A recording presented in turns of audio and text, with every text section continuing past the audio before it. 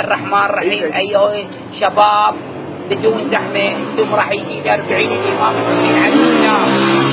هاي وحدة. ثانيا مو تلبسون أحمر وبدي أخضر وجو تحطون وخطات وسبايكر. انتم رايحين أبو الأحرار ابن الإمام علي بن أبي طالب عليه السلام. رجاء تطبون البيت، مو عندكم تكنيك، لو عندكم نافذة، إذا ما عندكم ذني الشغلات تطلعون.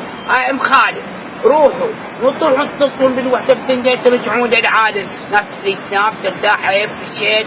انتم رايحين لابو الحرار، زحمة وفشيل.